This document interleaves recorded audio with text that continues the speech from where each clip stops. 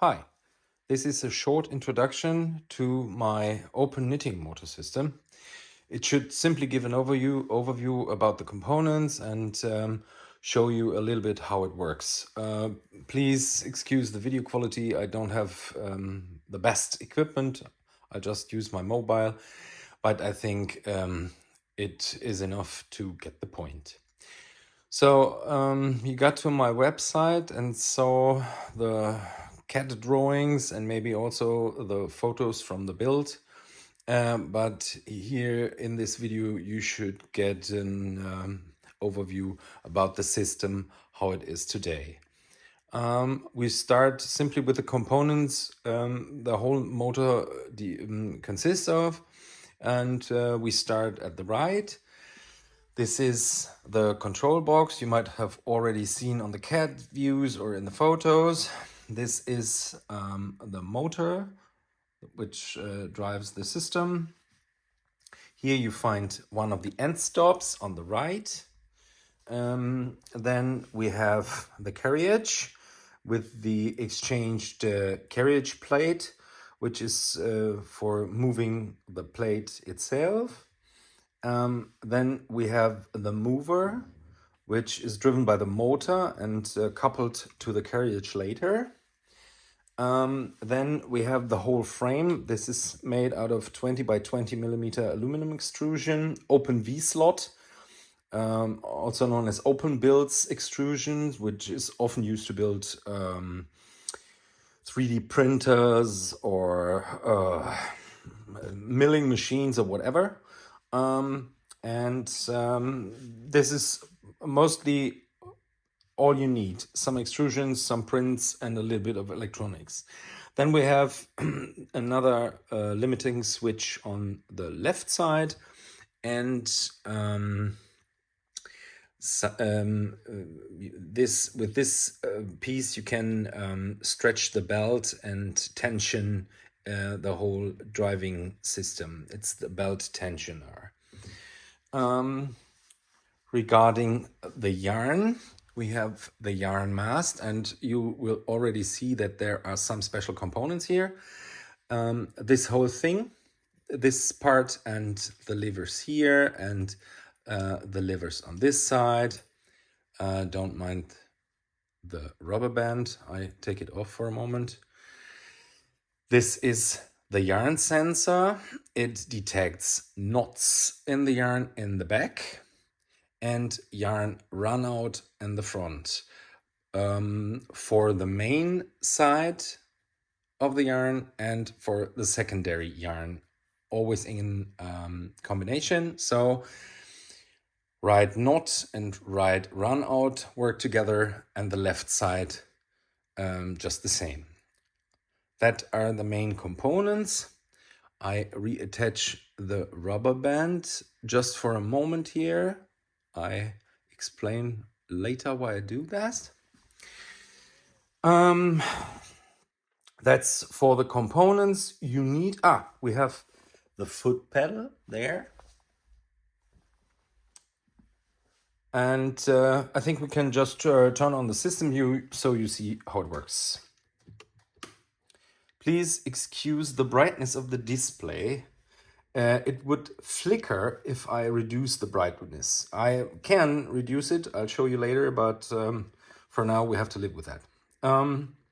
When you start the control box, you see press select start homing. That means the carriage mover has to go to the far right and the far left to know the whole range of to get exactly the whole range it can move between and to find the midpoint.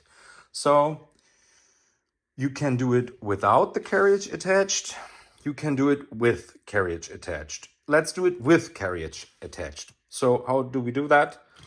We simply align those 2 points, and then there is a small plug here. We simply press this plug in position, and now both elements are coupled together. Then we simply press select. The buttons are named select, left, down, up, right, and reset. Reset is simply a box reboot. So we press select. And now the carriage moves to the right and then to the left and comes back. Don't think about too much about the sound. The whole system is mounted on a wooden plate and it's resonating simply. So take a look.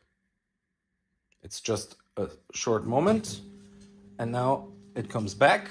The display tells us we just have to wait a little moment and now it comes back.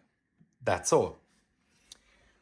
Then you see rows to knit. I already set up some row numbers that the system should knit for us. Then we have the possibility to simply press the foot button. What I do next is, and it will knit one row. You can see this here. It has 17 rows left now. If I press it again, we have 16 rows left now. This is single row knitting. If we don't want to always hit the foot button row to row, it's possible to start continuous knitting. There are different ways to do that, but I'll show you one method now just to make it simple and quick. We hold the select button